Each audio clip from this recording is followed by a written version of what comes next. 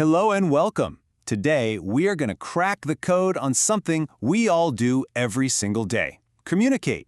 We're going to explore why our messages sometimes get totally lost in translation and, way more importantly, how we can build those connections a whole lot stronger.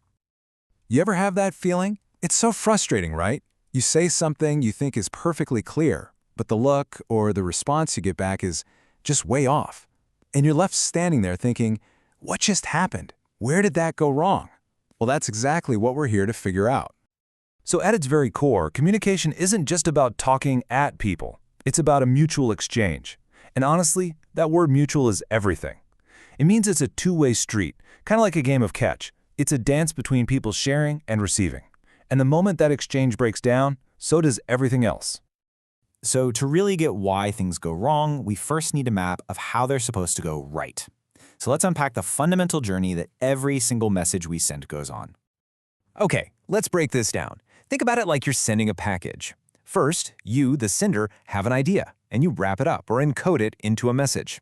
Then you pick a channel to send it through. Is it a text? A phone call? Are you talking face-to-face? On the other end, the receiver gets your package, and they have to unwrap it or decode it to figure out what you meant. But wait, the journey isn't over yet. The channel you choose to send your message through, it's incredibly important. I mean, think about it. Is this a quick text? That's a visual channel. Are you on the phone with someone? That's an auditory channel.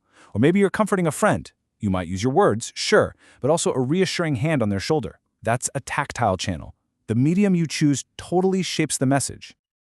And here it is, the secret sauce: feedback. This is your delivery confirmation. It's the receiver's response that basically says, yep, got your package, and here's what I think was inside.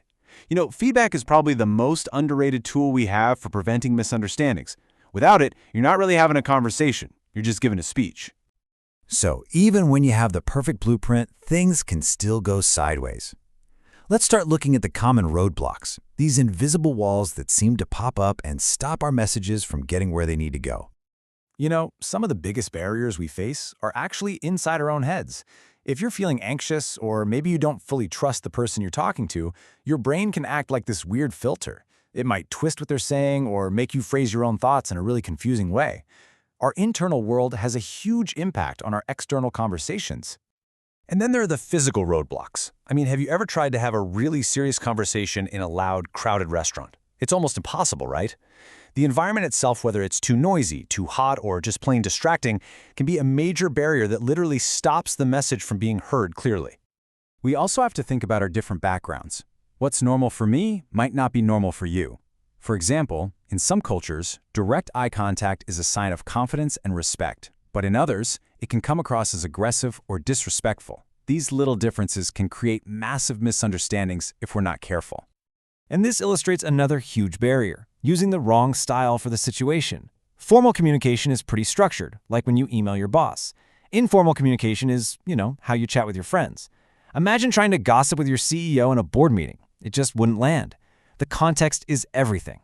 Okay, enough about all the problems. Let's talk solutions. This is the best part. Here are the tools you can pop into your own communicator's toolkit to navigate around all those barriers and make sure your message is heard loud and clear. Now, here is a fantastic little checklist for you: the 6 C's of communication. Before you hit send on that email or you start that important conversation, just run through this. Is my message clear?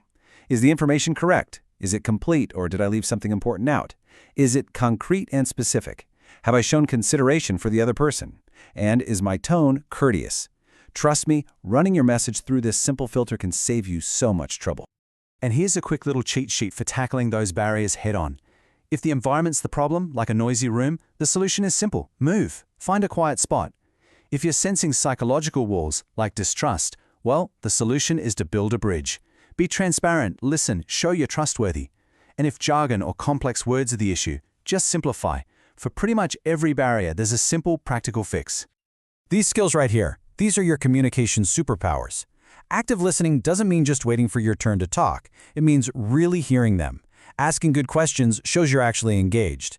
Paraphrasing, just repeating back what you heard in your own words, is an amazing tool to make sure you're on the same page. Sharing empathy shows you get how they feel, not just what they're saying. And sometimes the most powerful thing you can do is just use silence to give them space to think. And let's not forget this crucial takeaway. So much of what we communicate isn't in our words. It's in our body language, our tone of voice, our facial expressions. That stuff often tells the real story, the true intent behind the message. So paying attention to those nonverbal cues, both yours and theirs, is absolutely key. So as we wrap this up, I want to leave you with a question. Think about your day ahead. Is there one conversation, just one, with a coworker, a friend, a family member, that you could make just a little bit better using one of these tools? Because real change in how we connect starts with one conversation at a time. Thanks so much for tuning in.